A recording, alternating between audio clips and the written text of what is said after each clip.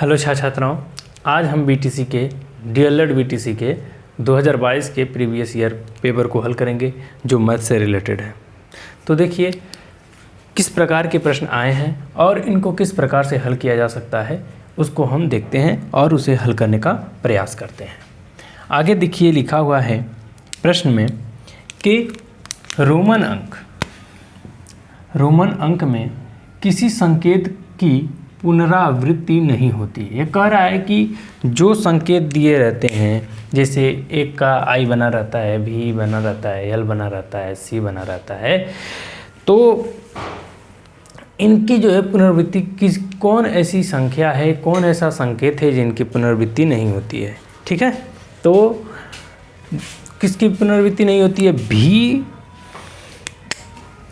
भी और एल और डी की पुनरावृत्ति नहीं होती है।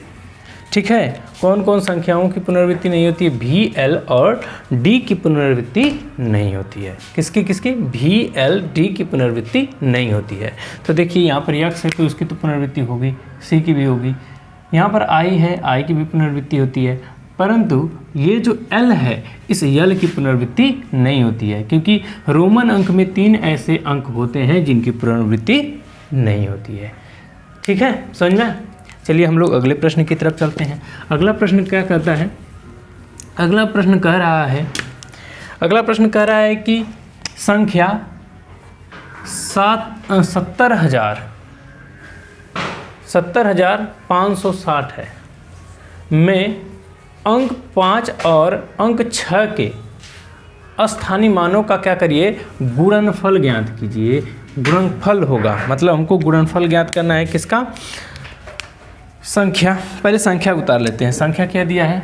70,560 ये संख्या है। इसमें से बोल रहा है कि हमको क्या करना है? 5 का स्थानीय मान ज्ञात करना है। तो 5 यहाँ पर है, 1 2, तो 1 2 उसके बाद तीसरे स्थान पे 5 है, तो यहाँ पर लिखेंगे कि 5 का स्थानीय मान, 5 का स्थानीय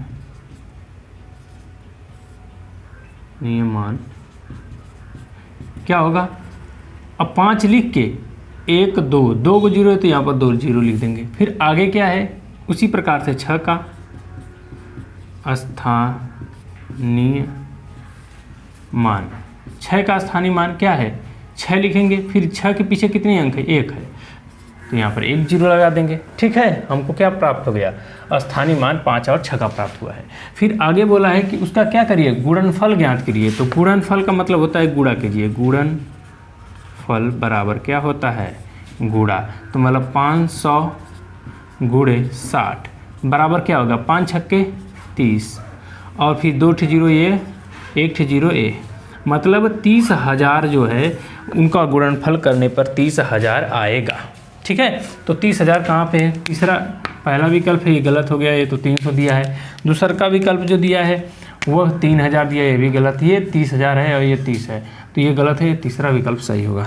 ठीक है, समझ में आ रहा है कि नहीं आ रहा है? जहाँ पर जो सवाल आपको समझ में नहीं आया आप तुरंत पूछिए। ठीक है, चलिए अगले प्रश्न की तरफ चलते हैं।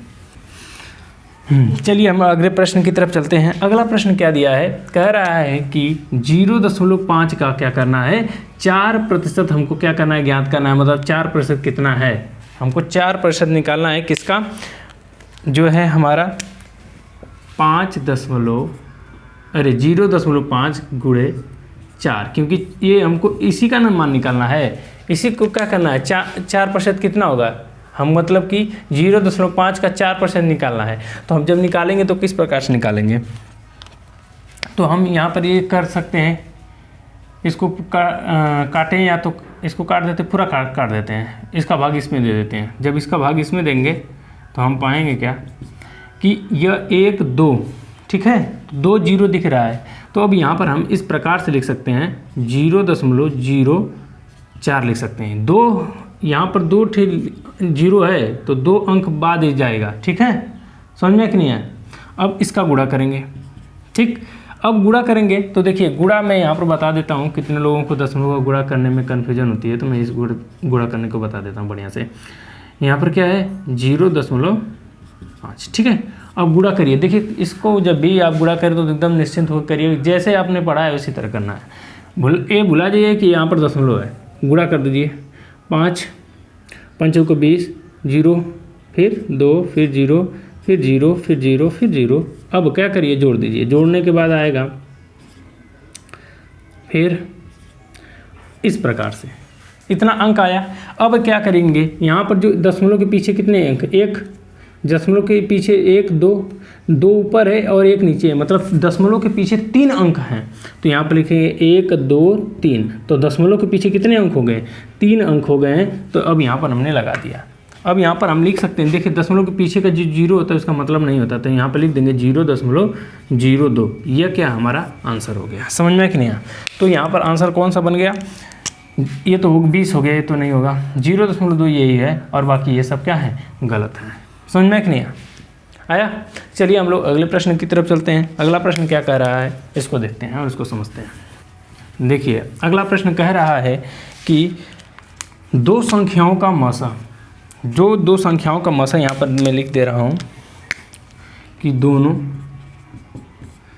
संख्याओं का मसा कितना दिया है, दोनों संख्याओं का मसा दे दिया है 35, ठीक है, और लसा कितना दिया है, 525 दिया है, तथा दोनों संख्याओं का क्या लसा कितना दिया है, 525 दिया है, ठीक है। और ठीक है, आगे बोल रहा है कि इनमें से एक संख्या का, एक जो संख्या है वह 175 है, इनमें से एक संख्या क्या है, 175 है। तो हमको क्या करना है, जो दूसरी संख्या है उसको ज्ञात करना है। हमें क्या ज्ञात करना है, दूसरी संख्या ज्ञात करना है। तो हम जानते हैं एक सूत्र होता है कि पहली संख्या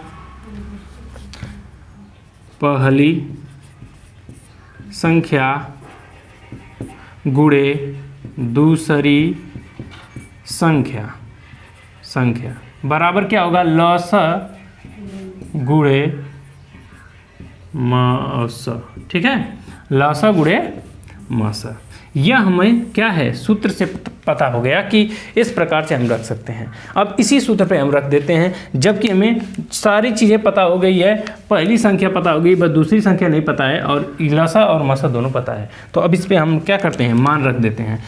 यहाँ पर लिख लीजिएगा कि माना कि दूसरी संख्या क्या है, यक्स है। यहाँ पर लिख देते हैं माना दूसरी संख्या यक्स है, तब क्या होगा, तब यह होगा कि पहली संख्या क्या दिया है, 175, तो 175 गुणे यक्स, दूसरी संख्या क्या है, दूसरी संख्या हमने यक्स माना है, तो यक्स बराबर क्या है, लसा कितना दिया है, 525 दिया है, 525 गुणे फिर क्या है, मसा क्या है, मसा यहाँ पर कितना आ गया है, 35 आ गया है, यहाँ पर 35 से लिख देंगे, ठीक है। अब यहाँ पर यक्स का मान हमको ज्ञात करना है, दूसरी संख्या का मान ज्ञात करना है, तो यहाँ पर यक्स को रहने देंगे और इसको यहाँ पर लिख देंगे बट्टे में। यह जब गुणा जब इधर आएगा तो क्या हो जाएगा, भाग हो जाएगा, ठीक है।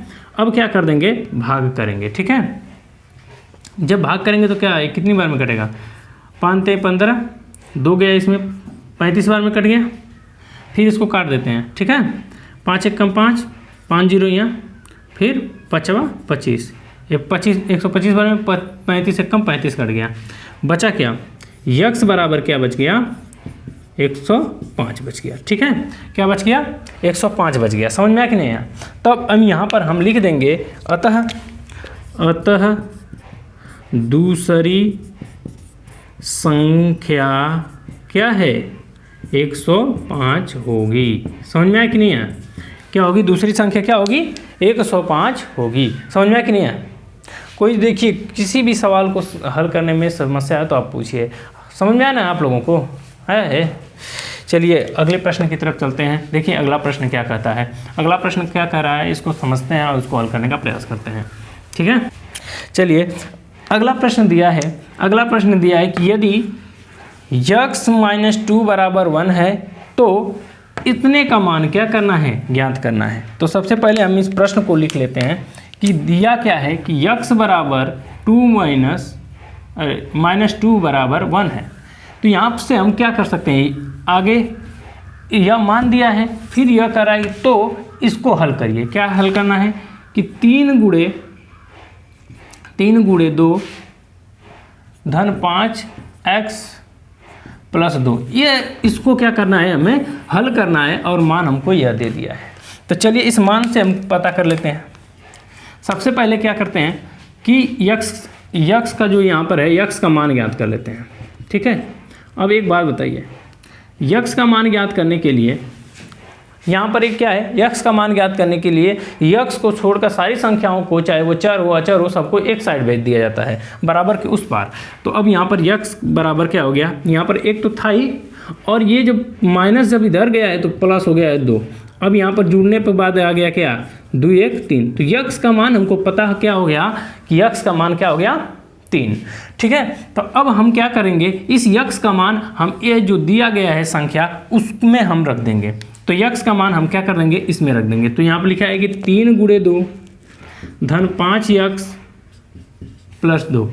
ठीक है, सभी में धन है, कोई माइनस नहीं ना है। अब यहाँ पर 3 दूना के 6, अब यहाँ पर 5 है तो 5 लिख दीजिए। यक्स की जगह पे क्या लिखना है, 3 लिखना है, तो यक्स की जगह पे 3 लिख दीजिए, फिर प्लस 2। अब इसको यहाँ पर ऐसे ही रहने दीजिए, इसका गुणा करेंगे तो 5 आए 15, फिर यहाँ पर 2। अब इसको जोड़ देंगे, 15 में 6 जोड़ेंगे तो क्या होगा, 21 हो जाएगा, धन 2। अब 21 में क्या जोड़ेंगे, 2 को जोड़ देंगे तो क्या हो जाएगा, 23। तो हमारा आंसर क्या आ गया, अब प्रश्न आ गया 23। अब विकल्प में देखते हैं तो 23 इसमें आ ही नहीं रहा है, जबकि यही पेपर में हमको दिया है, पेपर में हमने जो प्रीवियस ईयर लिखा है, जबकि यह लिखने में जो है इससे मिस प्रिंटिंग हो गई है। मिस प्रिंटिंग किस प्रकार से हो गई है कि यह जो प्रश्न लिखा हुआ है वह इस प्रकार से है। किस प्रकार से है कि 3x के घाते 2 है। ठीक है, 3x के घाते 2 है, फिर धन 5x प्लस 2 है। यह प्रश्न था, लेकिन यह मिस प्रिंटिंग यह हो गई है कि यह क्या हुआ है, यक्स बीच में डाल दिया है, 2 को इसके बराबर में कर दिया, जबकि 2 इसके घात में था।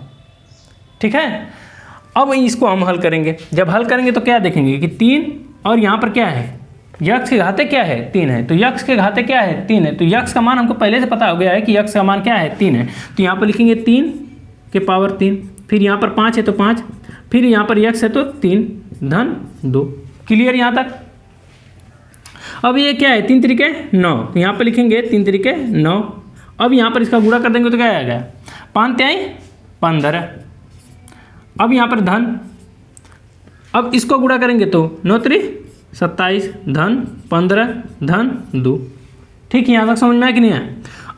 अब इसको क्या करेंगे, जोड़ देंगे। ठीक है, अब इसको क्या कर देंगे, जोड़ देंगे। तो जोड़ेंगे तो क्या आएगा, इसको जब 27 में 15 को जोड़ेंगे तो 2, इसको जोड़ेंगे तो 2 और 2 1 3 3 1 4 धन 2, यह आया। अब आगे हम जब इसको जोड़ देंगे तो क्या आएगा, 44 आ गया, जो कि 44 हमारा आंसर है, और विकल्प में भी दिया हुआ है 44। समझ में आया। तो ये 44 विकल्प जो है क्या है, सही है। इसी को जो है आप करिएगा, देखिएगा इसमें जो दिखाई दे रहा है थोड़ा सा मिस्टेक हो गया था, क्योंकि यहाँ पर जो प्रश्न में दिया गया था यह यक्स बीच में दे दिया है। ये जो यहाँ पर क्रॉस का चिन्ह इसी प्रकार से लिखा था, मैं मिस्टेक से पूरा लिख दिया हूँ कि यह क्या है, यक्स है। ठीक है, और यह जो 2 लिखा है यह 2 उसके ऊपर है। ठीक है, समझ में कि नहीं है। हेलो छात्राओं, अब तक हमने जो विकल्पी प्रश्न को हल कर लिया है, जो कि 2022 से और फर्स्ट सेमेस्टर का DLED BTC का पेपर था। अब चलते हैं अति लघुत्तरीय प्रश्न को हल करने। तो देखते हैं अति लघुत्तरीय प्रश्न में क्या दिया है। तो पहले प्रश्न में हम देखते हैं कि यह कह रहा है कि 6 धन 6.6 धन 6.66 धन 6.666 का क्या करिए, मान ज्ञात कीजिए। मान ज्ञात करने का मतलब यहाँ पर बीच में जो भी है, धन है तो धन, ऋण है तो ऋण करना रहता है। तो यहाँ पर बीच में सबके धन दिया है, तो इसको क्या करना है, जोड़ना है। तो सिंपल सी बात है, हमको क्या कर देना है, यहाँ पर लिख देंगे सारे प्रश्न को कि 6 है, कुछ नहीं दिया है। और एक चीज़ ध्यान देना है कि दशमलव को एक ही बराबर पे लिखना है, उसको थोड़ा सा कम बेसी नहीं करना है, एकदम एक ही लाइन में एक ही सिद्ध में होना चाहिए। ठीक है, फिर उसके बाद क्या है, 6.6, तो यहाँ पर 6.6 कर देंगे। ठीक, फिर उसके बाद क्या है, 6.66 है, फिर 6.66 कर देंगे। फिर उसके बाद क्या है 6.666, फिर यहाँ पर गए 6.666। और हमने क्या देखो दशमलव को एक ही सीधे में किया, एक ही सीधे में है, अगर थोड़ा सा भी इधर उधर हुआ दशमलव तो वो आपका आंसर गलत हो जाएगा और नियम गलत हो जाएगा। चलिए ठीक है, ये इसको क्या करना है, ऐड करना है, तो जोड़ दीजिए।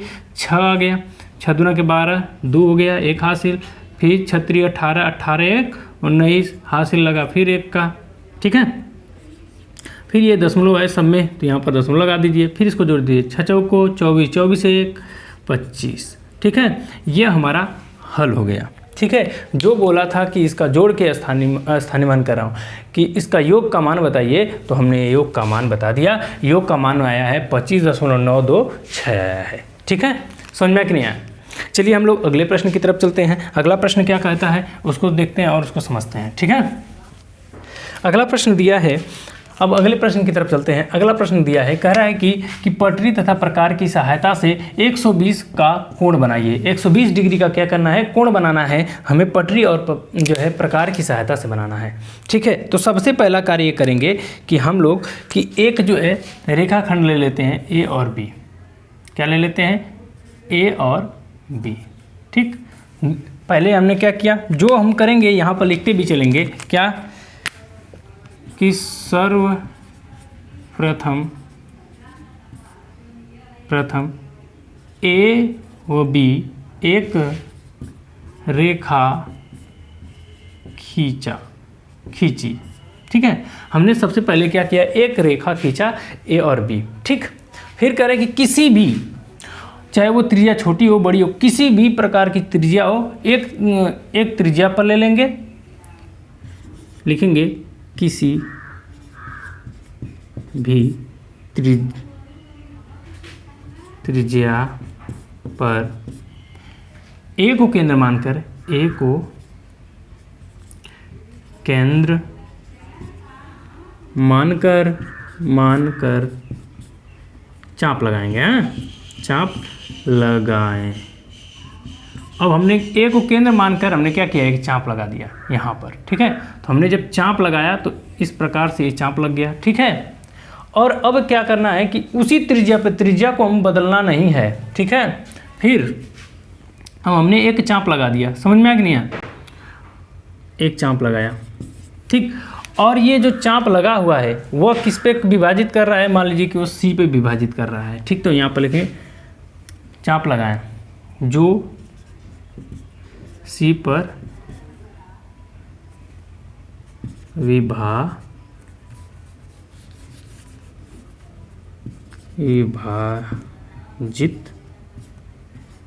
हो रहा है, ठीक है। अब क्या करेंगे, सी को केंद्र मान कर उसी चाप पर, ठीक है, चाप लगाएं। सी को केंद्र मान, ठीक है। समझ में आ रहा है ना? देखिए कोई किसी भी प्रकार की समस्या आप तुरंत पूछिएगा, केंद्र मानकर उसी त्रिज्या पर, हमको उस गोला प्रकार की त्रिज्या को घटाना बढ़ाना नहीं है, पर चाप लगाएं, चाप लगाएं, ठीक है। जो क्या है, अब यहाँ पर हमने केंद्र मार के उसी पे क्या कर लिया, चाप लगा दिया, ठीक, यहाँ पर लगा दिया। जो क्या है डी पे काट रहा है, ठीक है, जो डी पर काट रहा है, ठीक है, जो क्या है डी पर काट रहा है। अब हमारी बारी क्या है, अगला। अब हमने क्या किया, डी को केंद्र मानकर फिर उसी त्रिज्या पे हमने एक चाप लगाया, ठीक है। अब फिर डी को केंद्र मानकर फिर उसी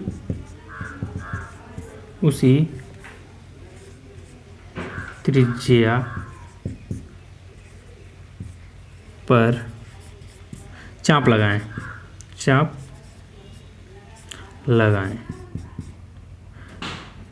अब उसी त्रिज्या पे हमने चाप लगाया, जो क्या है ई पर क्या है, इसी पर लगा दिए तो यह क्या है ई पर विभाजित हो गया, जो ई पर क्या है विभाजित हो रहा है, पर विभाजित हो रहा है। ठीक है, जो कहाँ पर विभाजित हो रहा है, बी पर विभाजित हो रहा है। समझ में आ रहा कि नहीं यार, जो बी पर विभाजित हो रहा है। ठीक है, अब हमको क्या करना है, अब इसको जो ई और बी को मिला देने पर, अब यहाँ पर लिख देंगे पांचवा में ए और ई को मिला देने पर बना कोण 120 का होगा। ठीक है, अब इन दोनों को मिला देंगे यहाँ से यहाँ तक, तो इनके बीच का जो बना कोण होगा वह कितने का होगा, 120 डिग्री का होगा। ठीक है, कुछ नहीं हमने किया है, सिंपल सी बात है कि ए बी पहले रेखा खींची है, फिर किसी भी त्रिज्या पर हमने लेकर चाप लगाया, यहाँ पर कट गया, फिर यहाँ पर उसी पे सी को फिर केंद्र मान के इस पे यहाँ पर लगाया, फिर डी को केंद्र मान के यहाँ पर अपने मिला दिया, ये बन गया हमारा 120 डिग्री का कोण। समझ में कि नहीं आया? चलिए हम लोग अगले प्रश्न की तरफ चलते हैं और देखते हैं कि अगला प्रश्न कहाँ किस प्रकार से पूछा है। आप जिसको भी सवाल समझ में नहीं आया तुरंत पूछ सकता है। ठीक है, अगला प्रश्न दिया है कि एक आयत की लंबाई 50 मीटर है तथा उसकी उसका परिमाप कितना है, 180 है, तो उसका क्षेत्रफल ज्ञात कीजिए। उसका क्या करिए, क्षेत्रफल ज्ञात करिए। पहले बात हम जो दिया है उसको लिख लेते हैं। क्या दिया है कि आयत की लंबाई, ठीक है, क्या दिया है, लंबाई 50 मीटर दिया है, 50 मीटर दिया है। ठीक है, तथा उसी आयत का क्या है परिमाप, आयत का परिमाप दिया है कितना, 180 मीटर दिया है। कितना दिया है, 180 मीटर दिया है। समझ में आया कि नहीं? तो हमको क्या करना है, क्षेत्रफल ज्ञात करना है। तो क्षेत्रफल कब ज्ञात होगा, जब हमारे पास लंबाई गुणे चौड़ाई होगी तब क्षेत्रफल होगा। तो अब यहाँ पर लिख देंगे कि आयत का क्षेत्रफल, आयत का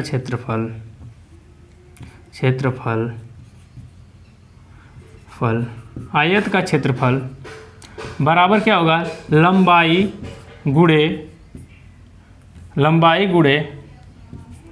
चौड़ाई होगी। ठीक है, लंबाई गुणे चौड़ाई होगी आयत का क्षेत्रफल। अब एक बात बताइए, यहाँ पर हमको सिर्फ लंबाई दिया है, चौड़ाई दिया ही नहीं है, तो हमको क्या करना पड़ेगा, सबसे पहले हमको चौड़ाई पता करना पड़ेगा तब ना। तो चौड़ाई किसके किस में आती है, ये परिमाप है। तो यहाँ पर लिखेंगे कि आयत का परिमाप, आयत का परिमाप बराबर होता है कि 2 कोष्ठक में लंबाई धन चौड़ाई होता है। ठीक है, लंबाई धन चौड़ाई होता है। यह क्या है, आयत का सूत्र है, आयत के परिमाप का सूत्र है। ठीक है, अब इसी आयत के परिमाप से हम क्या कर लेंगे, इसका चौड़ाई पता कर लेंगे, क्योंकि आयत का परिमाप तो पूरा दे दिया है। तो अब यहाँ पर लिखेंगे तब परिमाप बराबर क्या है, 180 है, जबकि परिमाप का सूत्र क्या होता है, 2 धन लंबाई धन क्या चौड़ाई।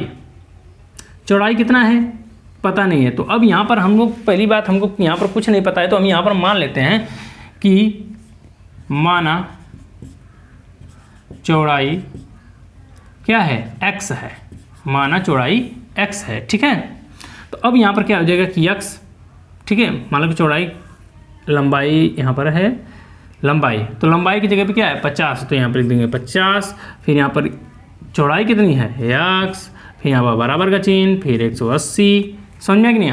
अब इसका गुणा इसमें करेंगे, फिर इसका गुणा इसमें करेंगे, तो यहाँ पर करेंगे तो क्या आएगा 50 दूना के 100, फिर 2x हो जाएगा, x का गुणा जब 2 में होगा तो क्या होगा 2x बराबर 180।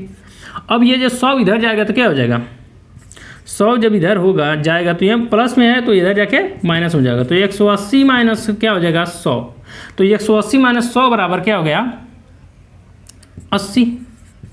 ठीक है, तो 80 बराबर क्या होगा, अब यहाँ पर 2 है ना, हमको x का मान ज्ञात करना है, तो कोई भी चाहे वो चर हो अचर हो सबको एक साइड में कर देना है बराबर की उस साइड, तो 180 बट्टे 2 कट गया तो क्या आया, क्या आया x बराबर क्या आया 2 चौको 8, तो ये 4 है और यहाँ पर 80, तो यहाँ पर क्या बचा 40। मतलब कि हमें x का मान पता हो गया, अर्थात हमको पता चल गया कि आयत की चौड़ाई कितनी है 40 मीटर है। कितनी है 40 मीटर है। यहाँ पर लिख देंगे कि आयत की चौड़ाई कितनी है 40 मीटर है। ठीक है, अब हमको आयत की चौड़ाई तो पता चल गई, लेकिन हमसे पूछा क्या है, हमसे पूछा है कि क्या क्षेत्रफल ज्ञात करिए भाई उसका। तो क्षेत्रफल का सूत्र हमको पता है कि लंबाई गुणे चौड़ाई, तो यहाँ पे लिख देंगे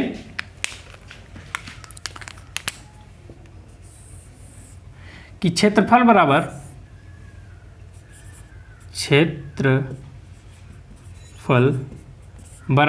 लंबाई गुणे चौड़ाई। अब लंबाई गुणे चौड़ाई, तो हमको पता क्या है कि लंबाई कितना पता है, हमको लंबाई पता है कि वो 50 मीटर का है, लंबा है, तो 50 मीटर लंबा। फिर गुणे कह रहा है कि चौड़ाई कितना है 40 हमको पता हुआ है, तो यहाँ पे लिख देंगे 40। अब गुणा कर देंगे तो 4 बन 20 और दोनों जीरो यहाँ पर लगा देंगे, मतलब कि उसका क्षेत्रफल क्या होगा 2000 वर्ग मीटर होगा। ठीक है, वर्ग मीटर होगा। समझ में आया कि नहीं आया? मतलब कि जो पूछा है यहाँ पर लिख सकते हैं अतः आयत का क्षेत्रफल कितना 2000 वर्ग मीटर होगा।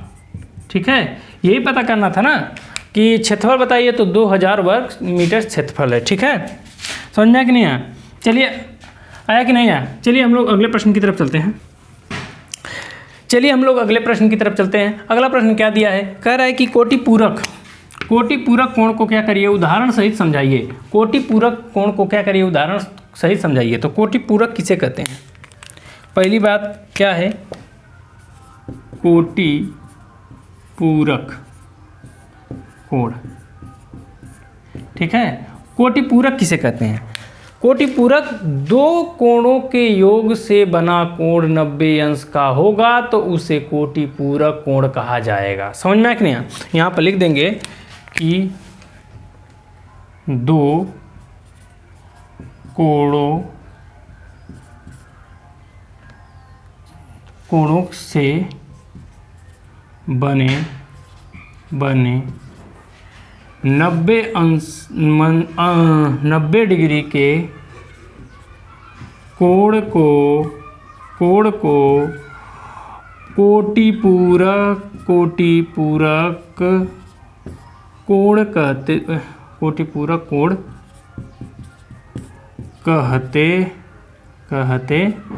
हैं। ठीक है, उसे क्या कहते हैं? कोटि पूरक कोण कहते हैं। समझ में आया कि नहीं आया?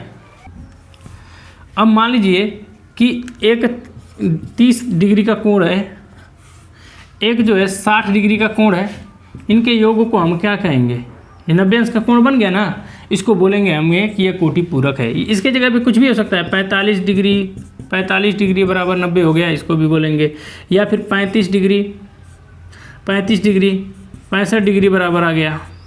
तो ये सभी क्या हैं, समझ में आ रहा है ना? अरे यार, ये तो 55 होना चाहिए। समझ में आया कि नहीं आया? तो इस प्रकार के से बने कोण को हम क्या कहते हैं? कोटि पूरक कोण कहते हैं। प्रश्न बोला है कि 4 अंकों की सबसे बड़ी संख्या, तो हम यहाँ पे लिख देते हैं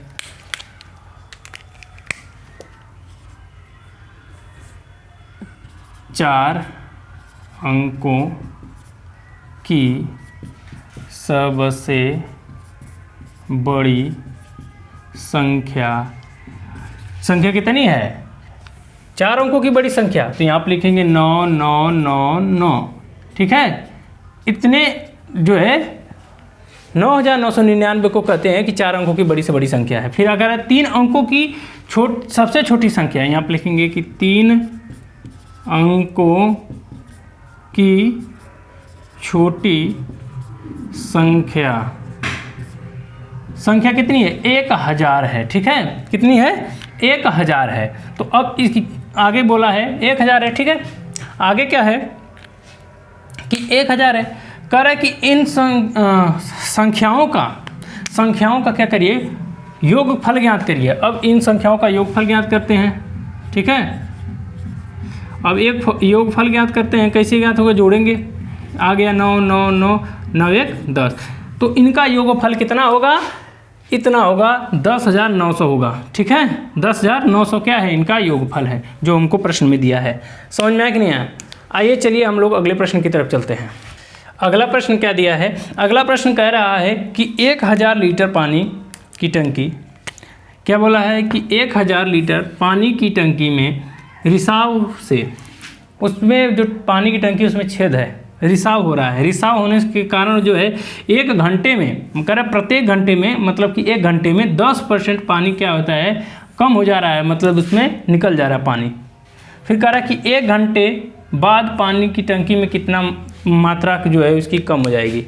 सिंपल सी बात है, 1 घंटा में बोला है और प्रत्येक घंटे में 10%, तो मतलब 10% की कमी आएगी।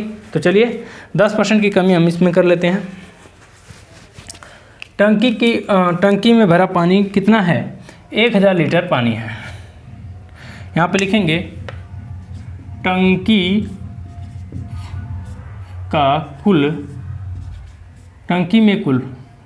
में कुल पानी की मात्रा कितना है? 1000 लीटर है। ठीक है, क्या है? 1000 लीटर है। ठीक, आगे बोला है कि उसमें का रिसाव हो रहा है प्रति घंटे पानी का रिसाव कितना हो रहा है? 1 घंटा में 10% का क्या हो जा रहा है? रिसाव हो जा रहा है। ठीक है, हो जा रहा है। फिर कह रहा है कि 1 घंटे बाद टंकी की, बताइए कि 1 घंटा बाद कितना कम हो जाएगा। तो चलिए इसको हल कर लेते हैं। क्या है कि कुल टंकी का, तो कुल टंकी इतना है। फिर कह रहा 10% इसमें पानी निकल गया, तो अब क्या करिए? भाग कर दीजिए। कट गया, ये इससे कट गया, कितना आया? 10%, मतलब कि 100 लीटर पानी। ठीक है, 100 लीटर पानी क्या है? निकल जा रहा है। तो अब यहाँ पर मात्रा बचा है, पूछा है कि पानी की टंकी में पानी की मात्रा बताना है। तो यहाँ पर लिखेंगे कि बचे हुए पानी की,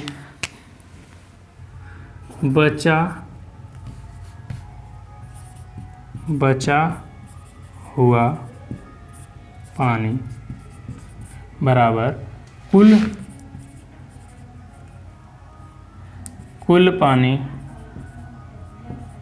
पानी माइनस रिसाव हुआ पानी। ठीक, अब हमको क्या करना है कि कुल पानी में से जो रिसाव हुआ है उसको क्या कर लेना है? निकाल लेना है। तो कुल पानी कितना है? 1000 लीटर पानी था, उसमें से रिसाव कितना हो गया? 100 लीटर पानी क्या हो गया? रिसाव हो गया। तो बचा कितना? 900 लीटर जो है पानी बचा। तो यहाँ पर लिखेंगे अतः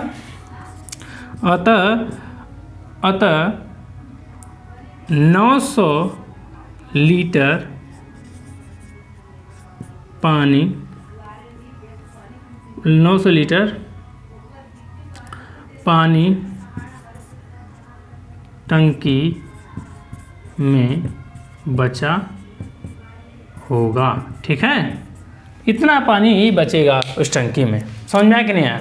हेलो छात्रों, अब तक हमने 2023 के बहुविकल्पी और अति लघुत्तरीय प्रश्न को हल कर लिया है, जो कि फर्स्ट ईयर फर्स्ट सेमेस्टर के हैं। और अब बारी है लघुत्तरी प्रश्नों को हल करने की। तो चलिए हम लोग लघुत्तरी प्रश्न को देखते हैं कि इसमें किस प्रकार का प्रश्न आया है। इसमें कह रहा है कि टेलीविज़न के विभिन्न ब्रांडों को क्रय करने वाले ग्राहकों की संख्या निम्नवत है। मतलब कि विभिन्न ब्रांड हैं एक दुकान में और उनमें से कुछ ग्राहक जा रहे हैं तो इन सामान को इन ब्रांड के सामान को खरीद रहे हैं। तो अब कह रहा है कि आंकड़े को जो दिखाई दे रहा है कि ए ब्रांड के 40 व्यक्ति ने खरीदा, बी ब्रांड के जो है 20 लोगों ने खरीदा, सी ब्रांड के जो है 15 लोगों ने खरीदा। तो ये जो आंकड़ा है इस आंकड़े को हमको क्या बताना है, पाई ग्राफ के रूप में क्या कर देना है, बता देना है कि हमको इस आंकड़े को पाई ग्राफ के द्वारा हमको क्या कर देना है, प्रदर्शित करते हैं। ठीक है, तो चलिए इसको हम पाई ग्राफ द्वारा प्रदर्शित करने के लिए काम करते हैं। सबसे पहले हम जो आंकड़ा दिया है इसको लिख लेते हैं। पहला है कि ब्रांड कौन सा है, कोई ए ब्रांड है तो कोई बी ब्रांड है, कोई सी है तो कोई डी है तो कोई ई है। ठीक है, इतने ब्रांड के सामान वहाँ पर रखी हुई है। ठीक, अब यहाँ पर है ग्राहकों की जो संख्या है। ठीक है, मतलब इतने संख्या किसकी, ग्राहकों की। तो ए वाले लोग 40 लोग थे जो ए के सामान खरीदे, बी के जो है 20 लोगों ने खरीदा, सी के 15 लोगों ने खरीदा, डी के भी 15 लोगों ने खरीदा और ई के 10 लोगों ने क्या किया, सामान को खरीदा। ठीक है, तब हमको पाई ग्राफ बताने के लिए हमको केंद्रीय कोण पता होना चाहिए। पाई ग्राफ में कब दर्शा सकते हैं, जब हमको केंद्रीय कोण पता हो। तो हम पहले ही लिख देते हैं केंद्रीय कोण। केंद्रीय कोण क्या है इसको पता करेंगे तो हमको पता चल जाएगा। तो सबसे पहले हमको कुल संख्या, कुल पुरुषों जो बिकने वाले जो है सामान की संख्या कितनी है, तो यहाँ पर जोड़ेंगे तो 5 5 10, 10 को हो गया 0, फिर ये 6 1 7 8 9, 9 1 10, मतलब 100 ठे जो है सामान खरीदी गई है, मतलब वो सामान को बेच दिया गया है, 100 सामान को बेचा गया है।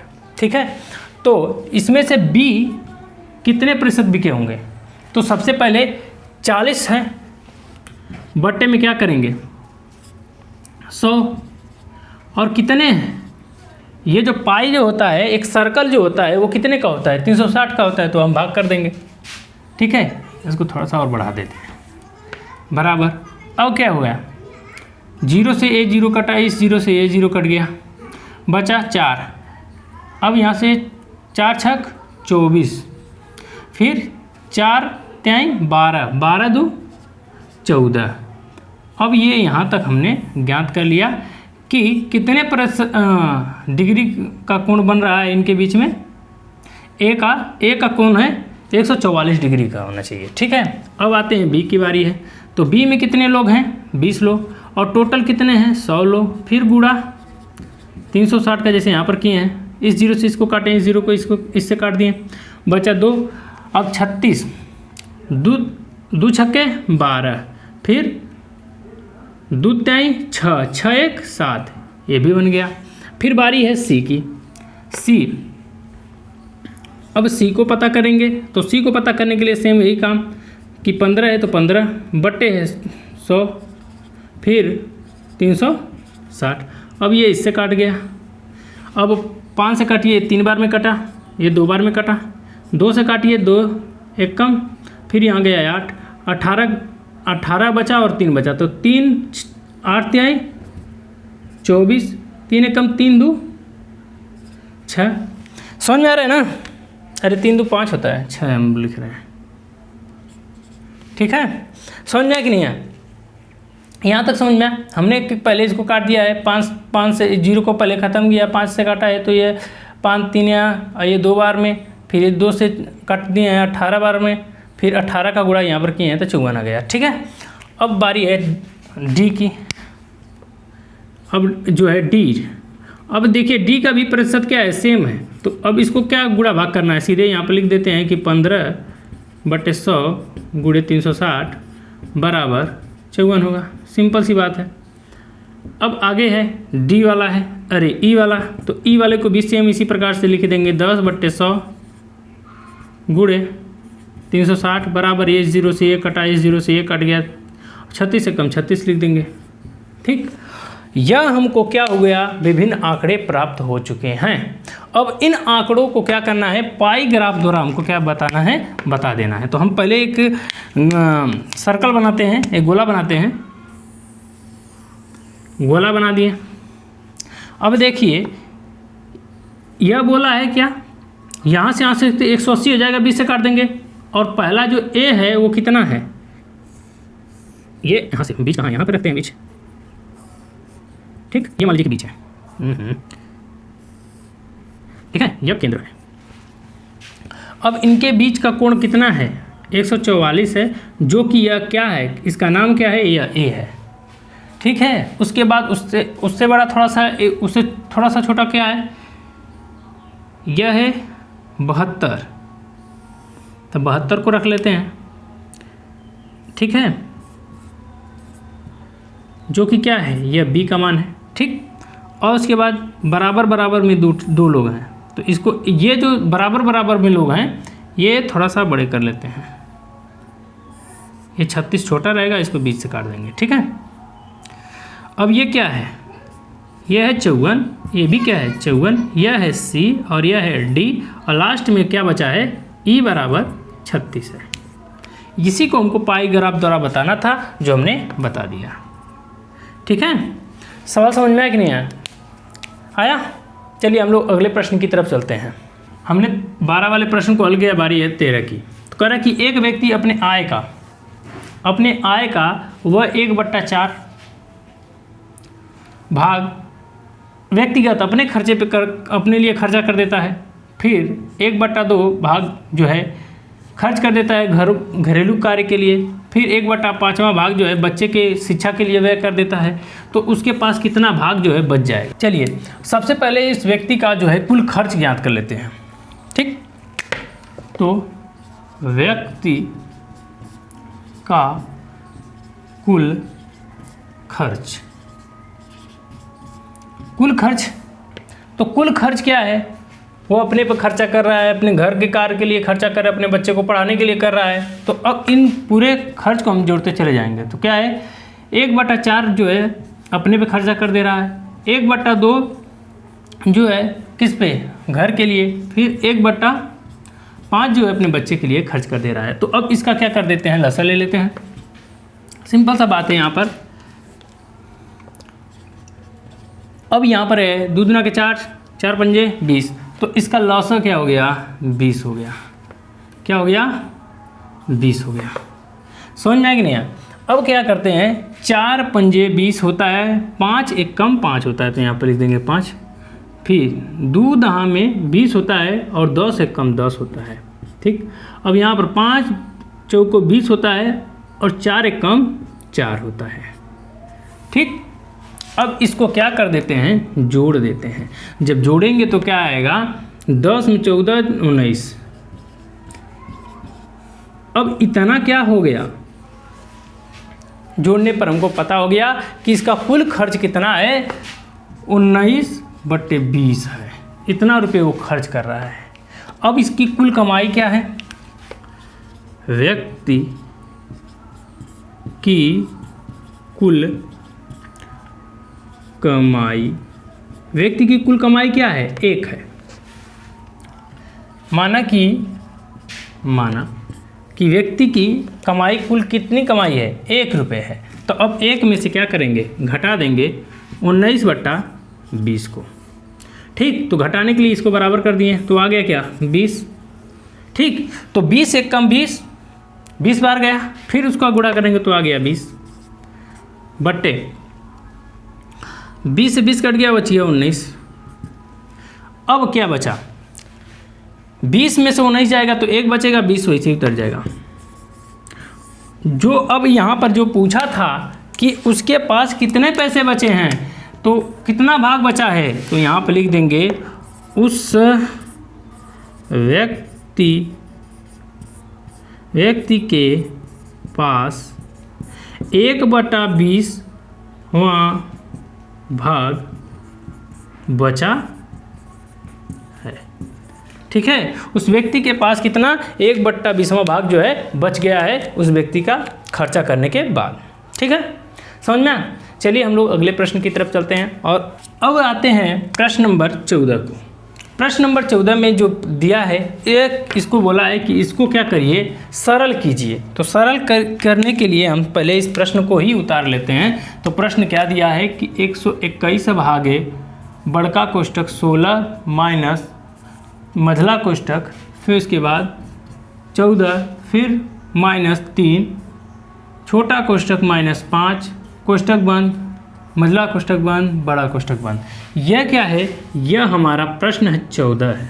अब इस प्रश्न को क्या करेंगे, हल करेंगे। ठीक, तो हल करने के लिए पहले क्या करें कि सबसे पहले हमको पता क्या है कि सबसे पहले हमको रेखा कोष्टक हल करना पड़ता है, फिर उसके बाद छोटा, फिर उसके बाद मझला कोष्टक, फिर उसके बाद बड़ा कोष्टक हल करना रहता है। ठीक है, और एक चीज़ और है कि सबसे उसके बाद हमको भाग करनी पड़ती है, फिर गुणा करना पड़ता है, फिर जोड़ करना पड़ता है, फिर उसके बाद घटाना करना पड़ता है। एक कंडीशन आपको पता होनी चाहिए, अगर इसमें थोड़ा सा इधर उधर हो जाएगा तो मामला गलत हो जाएगा। ठीक है, तो चलिए हल करते हैं।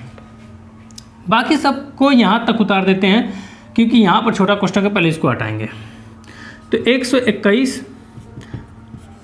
16 कोष्टक 3, अब इसको घटा देंगे। 5 में से 9 में से 5 जाएगा, कितना बचेगा, 4 बचेगा, कोष्टक बंद, यहाँ पर भी कोष्टक बंद। अब एक बात बताइए, 4 है और ये दोनों सटे हुए हैं, तो यहाँ पर इसको हटाकर हम क्या लिख सकते हैं, गुणा का चिन्ह लगा सकते हैं। समझ में आया कि नहीं है? तो अब यहाँ पर हमको क्या कर देना है, गुणा का चिन्ह लगा देना है। समझ में आया कि नहीं है? तो चलिए अब यहाँ तक, अब अगली बारी है यहाँ इसको हल करने की। तो अब यहाँ तक मझले कोष्टक को हल करने के लिए मझले कोष्टक के पास चलते हैं। पहले 16, फिर अब ये 14 उतर गया, इसका गुणा करेंगे तो -4 12, फिर उसके बाद कोष्टक बंद, फिर यहाँ पर आ गया। ठीक, अब आगे है कि अब इसको पहले क्या कर देना है, घटा देना है। तो 121 भागे 16, फिर इसको घटा देने के बाद क्या आ गया है, 2 बच गया है। अब एक बात बताइए, यह कोष्टक को हटा देंगे तो यहाँ पर सटा हुआ है, नहीं सटा नहीं है, माइनस का चिन्ह है। माइनस का चिन्ह देखिए, मैं भूल गया था। अगर एक भी चिन्ह अगर गड़बड़ हो जाएगा तो आंसर गलत हो जाएगा। ठीक है, तो ये माइनस है, तो अब यहाँ पर इसको हटा देंगे। तो अब इसका माइनस का गुणा होगा, तो माइनस का गुणा होगा तो ये माइनस हो जाएगा। अब बारी है इस कोष्टक को हल करने की। 121 भागे, अब इसको जब घटा देंगे तो कितना आएगा, 14 आएगा। समझ में आया कि नहीं आया? अब बारी है इस 14 का भाग करने की। ठीक है, जब 14 की भाग करेंगे तब हम पाएंगे क्या कि 121 भागे 14 है। ठीक है, 121 भागे 14 है। अब इसका भाग करेंगे, तो भाग करेंगे तो क्या पाएंगे, अब हमने यहाँ पर भाग कर लिया। अब इसको हम यहाँ पर लिख सकते हैं। कैसे लिख सकते हैं, यहाँ पर लिख देते हैं क्या कि 14 है तो 14 नीचे में रह गया। ठीक, फिर बट्टे में क्या है, बट्टे में है सही वाला जो चिन्ह है वह 8 है, बचा क्या है, 9 है। ठीक, यही हमारा क्या है, आंसर बन गया। समझ में आया? इसी को हमको बोला था सरल कीजिए और हमने क्या कर दिया, सरल कर दिया। समझ में आया कि नहीं आया? देखिए कहीं भी हमको इसी नियम का पालन करना रहेगा। ये दोनों का नियम अगर सही से आपने लागू किया तो आपका आंसर सही आएगा, अन्यथा गलत हो जाएगा। जैसे यहीं पे अगर मान लो कि हम सबसे पहले इसी में से इसको घटा देते हैं। ठीक, तो जब घटा देते तो क्या आया था, यहाँ पर 11 44 हो जाता, जबकि यहाँ पर 44 नहीं, यहाँ पर हमारा 2 आया है। तो यह चीज़ ध्यान देना है कि कब हमको क्या करना है। सबसे पहले हमको क्या करना है, भाग करना है, फिर गुणा करना है, फिर जोड़ना है, फिर उसके बाद घटाना है। अन्यथा अगर इधर उधर किए तो आंसर गलत हो जाएगा। चलिए हम लोग अगले प्रश्न की तरफ चलते हैं। चलिए अगले प्रश्न की तरफ चलते हैं। अगला प्रश्न क्या कहता है, कहता है कि एक समबाहु त्रिभुज का परिमाप क्या है, 12 सेंटीमीटर है। अब एक बात बताइए, समबाहु त्रिभुज क्या है, समबाहु त्रिभुज, समबाहु त्रिभुज क्या होता है? समबाहु त्रिभुज वह त्रिभुज जिसकी सारी भुजाएं क्या होती है, समान होती हैं। क्या होती हैं, समान होती हैं। ठीक, तो यहाँ तक हमको पता चलेगा कि समबाहु त्रिभुज किसे कहते हैं। फिर उसके बाद कह रहा है कि परिधि या जिसको परिमाप भी कहा जाता है, उसका परिमाप कितना है, 12 सेंटीमीटर है। तब उसका क्या करिएगा, उसका क्षेत्रफल ज्ञात कीजिए। तो क्षेत्रफल ज्ञात करने के लिए हमको क्या करना पड़ेगा, सबसे पहले इस परिधि को ही निपटा लेते हैं। हम जानते हैं कि समबाहु त्रिभुज की का परिमाप बराबर क्या होता है? परिमाप बराबर होता है 3 गुणे भुजा। ठीक है, क्या होता है? 3 गुणे भुजा होता है। ठीक है, जैसे मान लीजिए कि यहाँ पर समबाहु त्रिभुज है, तो ए भी 3 है, ये भी 3 है, ये भी 3 है, तो अब 3 3 6 3 9 होगा कि नहीं होगा? तो उसी प्रकार से इसका क्या करना पड़ेगा? गुणा करना पड़ेगा। यह क्या है? एक सूत्र है, किसका? परिमाप का या परिधि का। ठीक है, समबाहु त्रिभुज की। अब यहाँ पर क्या करेंगे, इससे हम क्या करते हैं? भुजा प्राप्त कर लेते हैं। तो इसके इस पूरा परिमाप बराबर क्या दिया है?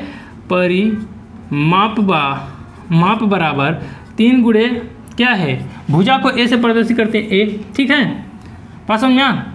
ए से प्रदर्शित करते हैं तो ए हो गया। अब यहाँ पर क्या कर सकते हैं? ये परिमाप का मान क्या दिया है? 12 दिया है। जो प्रश्न में क्या दिया है कि भुजा का परिमाप बराबर क्या दिया है? 12 सेंटीमीटर दिया है। परिमाप का कितना दिया है? 12 सेंटीमीटर दिया है। और हमने भुजा माना है कि भुजा क्या है? ए है। ठीक है, तब अब यहाँ पर हल करेंगे तो क्या पाएंगे? इसके बराबर क्या है? 12 सेंटीमीटर, 3 गुणे ए। अब ये कह रहा है कि हमको ए का मान पता करना है, तो ए को यही रहने दो, बाकी सबको इधर कर दो। तो ए बराबर क्या आ गया? 12/3 आ गया। तो 3 से कट गया ये, कितनी बार में? 4 बार में। तो ए का मान क्या आ गया? 4 आ गया। यहाँ तक समझ में आया कि नहीं आया? तो अगला प्रश्न कह रहा है कि उसका क्या करिए? क्षेत्रफल ज्ञात करिए। क्या ज्ञात करिए? क्षेत्रफल ज्ञात करिए। तो समबाहु त्रिभुज का क्षेत्रफल बराबर क्या होता है? समबाहु त्रिभुज का क्षेत्रफल बराबर क्या होता है? कौड़ी में 3/4 होता है। कौड़ी में 3/4 होता है क्या? समबाहु त्रिभुज का क्षेत्रफल। ठीक है, तो अब हम क्या करते हैं? इसी सूत्र पे रख देते हैं। और एक भुजा का स्क्वायर नहीं लिखे हैं, भुजा का स्क्वायर होता है। ठीक है, यह क्या है? सूत्र है किसका? समबाहु त्रिभुज के क्षेत्रफल का सूत्र है। ठीक है, तो अब यहाँ पर लिख देंगे क्या चीज़? कि कौड़ी में 3/4 गुणे, अब यहाँ पर भुजा क्या है? 4 है, तो 4 गुणे 4। अब 1 4 से 1 4 कट गया, गुणा इस 4 यहाँ पर कुछ नहीं, तो 1 4 काम 4 हो गया। तो क्या आ गया? 4 कौड़ी में 3 आ गया। क्या? समबाहु त्रिभुज का क्षेत्रफल आ गया, जो हमें को पूछा था। ठीक है, यहाँ पर लिख सकते हैं समबाहु त्रिभुज का क्षेत्रफल 4 कड़ी में 3 होगा। ठीक है, जो हमको पूछा था वही हमने बता दिया कि क्षेत्रफल का मान क्या होगा। तो क्षेत्रफल का मान 4 कड़ी में 3 होगा। समझ में आया कि नहीं आया? चलिए, जो भी प्रश्न आपको समझ में नहीं आता है तो उस प्रश्न को आप हमसे पूछने का प्रयास करिए। ठीक है, चलिए हम लोग अगले प्रश्न की तरफ चलते हैं, अगले प्रश्न को हल करते हैं। चलिए अगले प्रश्न की तरफ चलते हैं। तो प्रश्न नंबर 16 कहता है कि यदि x बराबर 1 हो, यदि x बराबर 1 हो तो 3x कोष्टक में 4x - 5 कोष्टक के बाहर +3 का मान ज्ञात कीजिए। हमको इसको क्या करना पड़ेगा? हल करना पड़ेगा। और यहाँ पर पहले x का मान को यहाँ पर पुट करना पड़ेगा। ठीक है, तो चलिए हम लोग इसको पहले लिख लेते हैं। क्या कि x बराबर क्या दिया है? x बराबर क्या दिया है? 1 दिया है। ठीक है, और क्या दिया है? हमको रखना किस पे? ये 3x कोष्टक में 4x - 5 फिर कोष्टक के बाहर 3। इस पे हमको इसका क्या करना है? मान ज्ञात करना है। तो इसका मान ज्ञात करने के लिए सबसे पहले हम क्या करेंगे? जो x का मान है, इस x का मान इसमें पुट कर देंगे। तो इनमें रखेंगे तो इस प्रकार से, स्क्वायर नहीं ना है, स्क्वायर नहीं है। चलिए ठीक है, कोष्टक में क्या है, फिर उसके बाद फिर अब यहाँ तक समझ में आया। तो 3 एक कम 3 ऐसे ही रह गया, 4 एक कम 4 ऐसे ही रह गया, और फिर उसके बाद क्या है +3 ऐसे ही रह गया। ठीक, यहाँ तक समझ में आया कि नहीं आया? कोई समस्या नहीं है, समझ में आया कि नहीं आया? अब क्या करेंगे, यह कह रहा है कि पहले कोष्टक को क्या करिए, हल करिए। तो हमने क्या करना है, सबसे पहले कोष्टक को हल कर देते हैं। तो कोष्टक को हल करेंगे तो क्या आ गया, यहाँ पर गुणा का चिन्ह, क्योंकि कोष्टक है, कोष्टक को जब हल किए हैं तो क्या आ गया है, 4 में से -5 गया है तो क्या बचा है, -1 बच गया, और धन का चिन्ह 3। अब इसका गुणा करेंगे, यहाँ पर इसका गुणा करेंगे तो क्या आया, इस 3 का गुणा इस 3 + 3 का गुणा -1 में करेंगे तो क्या आ गया, -3 धन 3 आ गया। अब एक बात बताइए, -3 और +3 होंगे तो उनको जोड़ा जाएगा तो क्या आएगा, 0 आएगा। अर्थात जो हमको पता करना था वह मान कितना आया, 0 प्राप्त हुआ है। समझ में आया कि नहीं आया? चलिए हम अगले प्रश्न की तरफ चलते हैं। अगला प्रश्न क्या दिया है, अगला प्रश्न दिया है कि 8 मीटर लंबा 4 मीटर चौड़ा क्या है, आयत है। तो आयत का क्षेत्रफल एक वर्ग के क्षेत्रफल के क्या होगा, बराबर होगा, दोनों बराबर होगा। तो वर्ग का क्या बताना है, परिमाप बताना है। तो पहली बात हमको क्या है, ये आयत का क्षेत्रफल की बात हो रही है। तो आयत का क्षेत्रफल लेके याद कर लेते हैं। क्या है आयत का क्षेत्रफल, यहाँ पर लिखेंगे कि आयत का क्षेत्रफल, आयत का क्षेत्रफल बराबर होता है कि लंबाई बाई गुणे चौड़ाई होता है। ठीक, और जबकि प्रश्न में ही दे दिया है कि 8 मीटर क्या है, लंबा है, तो आयत की लंबाई, आयत की लंबाई क्या है, 8 मीटर है। ठीक है, तथा आयत की चौड़ाई, आयत की चौड़ाई कितनी है, 2 मीटर है, 2 मीटर है। ठीक है, तो हमको क्या बताना है, क्षेत्रफल बताना है। ठीक है, तो क्षेत्रफल हम ज्ञात कर लेते हैं। कैसे कि आयत का क्षेत्रफल बराबर क्या होगा, क्या होगा, लंबाई गुणे चौड़ाई। तो लंबाई कितनी है, 8 है, चौड़ाई कितनी है, 2 है। तो गुणा करने पर आ गया क्या, 8 दूना के 16 वर्ग मीटर। ठीक है, वर्ग मीटर। यह क्या प्राप्त हो गया, आयत का क्षेत्रफल। प्रश्न में क्या बोला है कि जो आयत का क्षेत्रफल है वह वर्ग के क्षेत्रफल के बराबर होगा, प्रश्नानुसार।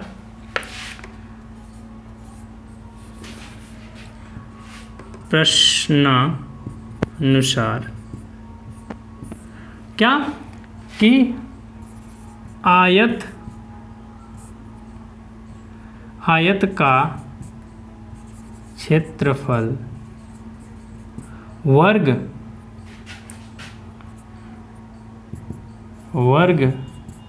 के क्षेत्रफल के क्या होगा, आयत का क्षेत्रफल वर्ग के क्षेत्रफल के क्या होगा, बराबर है। ठीक है, ये प्रश्न में दिया है। और यह क्या है, वर्ग कितना है, इसका क्षेत्रफल कितना है आयत का, तो आयत का क्षेत्रफल 8 है, और वर्ग का क्षेत्रफल क्या होता है, भुजा का स्क्वायर। ठीक है, क्या होता है, वर्ग का क्षेत्रफल क्या होता है, लंबाई गुणे चौड़ाई, तो क्या होता है, भुजा का स्क्वायर। और भुजा का स्क्वायर मैं मान लेता हूँ कि ये है। ठीक है, तो अब यहाँ पर क्या हो जाएगा, या फिर ए लिखने की क्या जरूरत है, चाहे लिख दो, कोई दिक्कत नहीं है। ठीक है, तो अब ये इसका ये जो घात है ये इस पे आ जाएगा तो कड़ी लग जाएगा। तो यहाँ पर लिखेंगे कि भुजा ए बराबर कड़ी में 16, कड़ी में 16। अब 16 कड़ी है, जब हटेगी तो भुजा बराबर क्या आ जाएगा, 4। मतलब कि जो वर्ग बन रहा है उस वर्ग की भुजा कितनी है, वह 4 मीटर चौड़ा है और 4 मीटर क्या है, लंबा है। समझ में आया कि नहीं आया? वह 4 मीटर चौड़ा है और 4 मीटर ही क्या है, लंबा है। कौन, वर्ग। आगे प्रश्न में बोला है तो वर्ग का क्या करिए, परिमाप ज्ञात करिए। क्या ज्ञात करिए, वर्ग का परिमाप। तो वर्ग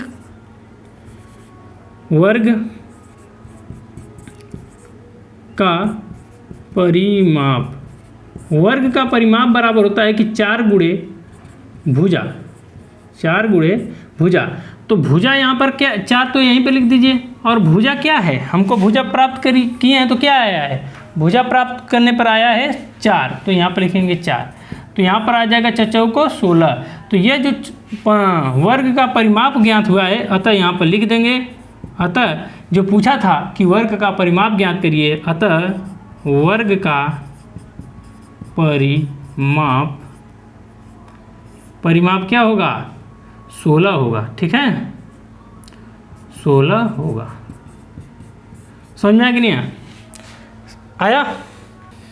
चलिए हम अगले प्रश्न की तरफ चलते हैं। अगला प्रश्न कह रहा है कि सरल कीजिए। क्या करिए, सरल कीजिए। अब इसको क्या करना है, सरल करना है। तो पहला प्रश्न को उतार लेते हैं। पहला प्रश्न क्या दिया है, पहला प्रश्न दिया है कि -12/30 भागे 3/5 धन 8/10 यह करना है।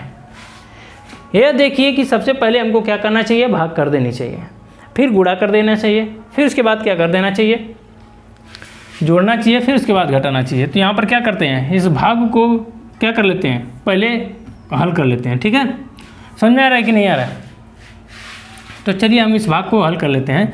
तो भाग को जब हल करेंगे तो क्या पाएंगे कि 12/30। अब ये जो भाग है, ठीक, अब इस भाग को जब बदलेंगे तो यहाँ पर आ जाएगा 5/3 धन 8/10। ठीक, यहाँ तक समझ में आया कि नहीं है? यहाँ तक समझ में आया? अब बारी है किसकी, अब इसको हल करने की है। तो अब यहाँ से काटेंगे 3 से, 3 चौक को, ये 5 छक्के, फिर ये 2 तिहाई। अब बचा क्या, माइनस तो ऐसे ही रह गया, तो -2/3 धन 8/10 आया, बचा। अब हम आगे क्या करते हैं, इसका क्या कर लेते हैं, लसा ले लेते हैं। तो लसा लेने पर क्या आया, 10, अरे 10 नहीं 30। अब 30 लिए तो ये 10 बार में कटा, 10 दूना के 20, फिर धन, ये माइनस था तो माइनस, 10 तिहाई 3, 8 3 = 24। अब इसको जोड़ देंगे तो क्या आएगा, 44/30 के। समझ में आ रहा है ना? फिर अब भाग कर देंगे, कितनी बार में कटेगा, 2 2 1 और 5। यह आपका आंसर हो गया सरलीकरण का। ठीक है, आया समझ में? चलिए हम लोग अगले प्रश्न की तरफ चलते हैं, देखते हैं कि अगला प्रश्न किस प्रकार से है। चलिए हम लोग अगले प्रश्न की तरफ देखते हैं। अगला प्रश्न में क्या दिया है कि कह रहा है कि -4/6 क्या दिया है, -4/6 गुणे -8/10 -16/30 है। ठीक, ये प्रश्न दिए गए हैं। अब इस प्रश्न को पहले देख रहे हैं कि सब सम है, सबको काट ही देते हैं, एक बार काट देंगे फिर उसके बाद हल करते हैं। ठीक है, अब देखते हैं काटते हैं तो कितना वर्ष से कटता है। ठीक, यह 2 से काट दीजिए। ठीक, ये कितनी बार में कट गया, 3 बार में, ये 2 बच गया है। ठीक, इस 2 से काट देते हैं इस 5 को, अरे 10 को 5 बार में। ठीक, अब क्या बचा, ऊपर 8 बचा है, नीचे 3 बचा है, 5 बचा है, अब कोई कटने योग्य नहीं है। और यह काट देते हैं इससे, 8 2 × 16, 15 दूना के 30। ठीक, अब हमारे पास जो बच गया है उसको लिख लेते हैं। यहाँ पर कुछ नहीं बचा तो 1 है, 1 का, और यहाँ पर माइनस था, देखिए यहाँ पर भी माइनस है, यहाँ पर भी माइनस, तो इस माइनस से माइनस को कैंसिल कर देंगे। और 8 एकम 8 कर दिए, 3 5 15 कर दिए। ठीक है, और यहाँ पर क्या है, माइनस है तो माइनस। अब देखिए यहाँ पर क्या है, पूरा कट गया है, तो यहाँ पर बचा है 8/15। ठीक, अब देखिए ऊपर क्या बचा, 8/15, यहाँ पर भी 8/15 है, तो दोनों को घटाएंगे तो क्या आ गया, 0 आ गया। जो हमको पूछा था हमने उसका बता दिया है आंसर। समझ में आया कि नहीं आया? देखिए जहाँ पर जो प्रश्न आपको समझ में नहीं आए आप तुरंत पूछिए, हम आपको बताने का प्रयास करेंगे।